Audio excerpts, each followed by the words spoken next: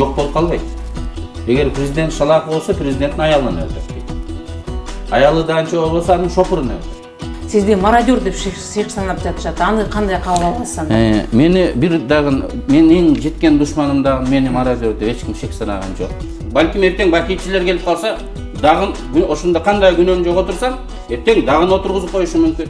Үч бийлик кетсе дагы сиз деген дайыма бир жерде турасыз. Төртүнчү бийлик келсе дагы турам, анткени мен чындык тараптамын. Эртең кандай болот, биз сиз экөөбүз билбейбиз. Эртең сизди күнөөсү жок жерден күнөөлүү кылып отургузуп, күнөөсү жок жерден сизди деген пожизненно сизди өмүр бою отура турган кылып, же болбосо сиз таптакыр күнөөсү жок жерден эле сиздин конституцияңызды тескери буруп, сизди башка жака тентитип жибериши мүмкүн.